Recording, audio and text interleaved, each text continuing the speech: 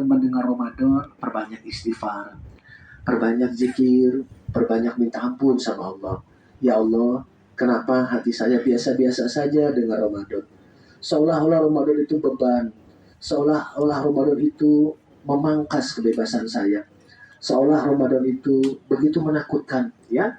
Namun tidak bagi orang yang iman kepada Allah, tidak bagi orang yang cinta dan rindu kepada Allah, rindu kepada Nabiullah Muhammad Sallallahu Alaihi Wasallam.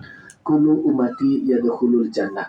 Setiap umatku, kata Rasulullah, yadkhulul jannah, akan masuk surga. Bapak Ibu senang nggak dengar hadis ini? Saya tanya lagi ya. Kullu ummati yadkhulul jannah. Setiap umatku pasti dijamin masuk surga. Senang apa senang? Senang. Illa man aba, kecuali bagi yang tidak mau. Ternyata ada yang tidak mau masuk surga. Siapa yang tidak mau? Yang tidak mengikuti sunnahku, yang ingkar kepada sunnahku. Jadi begitu kita cinta kepada Rasulullah, tentu itu akan membawa efek yang begitu baik. Kita akan memperbaiki diri, ya. Salah satunya adalah Ramadan yang insya Allah kita akan selang, kita akan jumpa insya Allah. Mudah-mudahan Allah panjangkan umur kita, amin. Yang sakit Allah sembuhkan, yang sempit rezekinya Allah lapangkan. Anak-anak kita yang mendekati masa ujian sekolah, Allah mudahkan segala urusan pendidikannya. Yang masih mencari pekerjaan, Allah dekatkan rezekinya. Yang apabila rezekinya masih di langit, Allah turunkan. Yang masih jauh didekatkan, yang masih terpendam di bumi, Allah keluarkan. Yang sudah di tangan rezekinya, Allah berikan berkahnya. Ya Ibu Bapak, mudah-mudahan yang singkat ini bisa membekas kepada diri saya Al-Fakir, diri Ibu Bapak semuanya yang saya cintai karena Allah. Wabil khusus keluarga Pak Ade Novianto beserta putra-putrinya, remaja masjid semuanya, saya khidmat. Saya ada di barisan terdepan bagi siapapun yang mengusik-musik anak-anak masjid. Entah bagaimanapun ceritanya, saya akan bela dia mati-matian, ya. Karena jiwa saya di situ, hati saya bersama mereka. Dan mereka jualah yang akan duduk mendoakan kita kala kita nanti di alam kubur. Lama sekali di alam kubur. Hanya doa-doa yang datang dari orang-orang yang pernah kita singgahi dengan doa-doa juga. Mudah-mudahan yang singkat ini begitu membawa kita untuk bisa selalu istiqomah. Bapak Ibu, saya tanya dengan pertanyaan terakhir, boleh Pak, Bu? Boleh Pak, Bu? Boleh ya? Kalau misalnya pengajian itu terasa lama, ya, kaki terasa pegal-pegal, pinggang terasa sedikit ngilu, apalagi kita duduk di dataran miring, ya.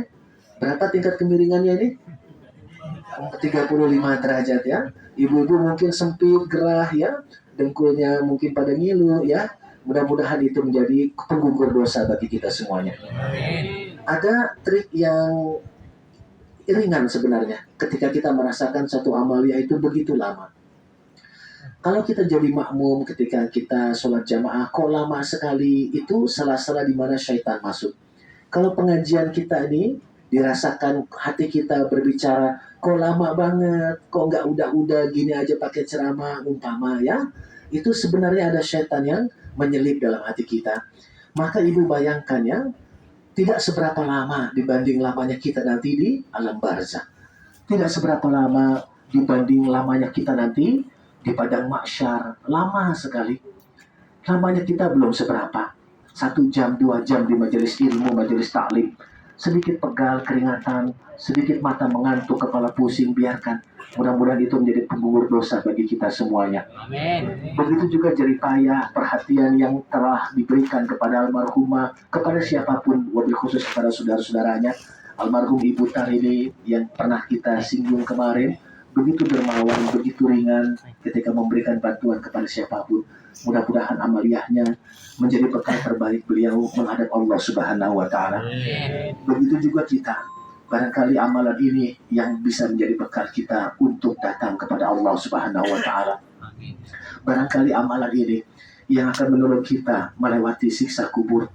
Barangkali amalan ini yang akan meringankan kita ketika sakaratul maut. Ujian itu datang, kita melihat orang yang hendak mati biasa-biasa saja. Wajahnya biasa, matanya setengah tertutup, napasnya pun kadang tersengal, kadang juga biasa.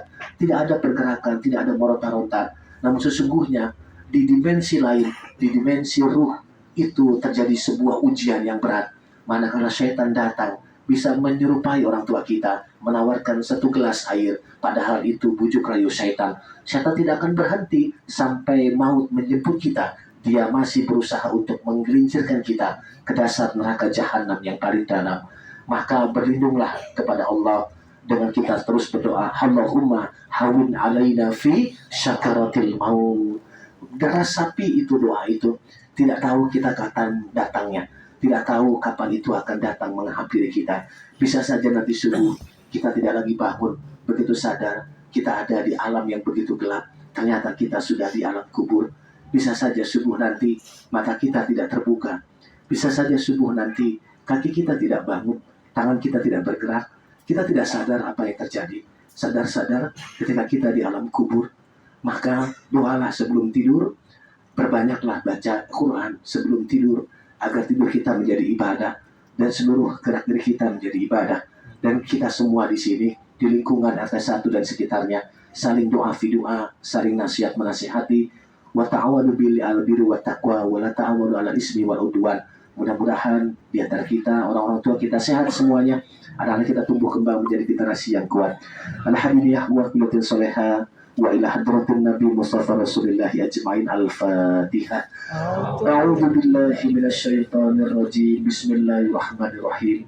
Alhamdulillahi rabbil alamin arrahmanir rahim maliki yaumiddin. Iyyaka na'budu wa iyyaka nasta'in.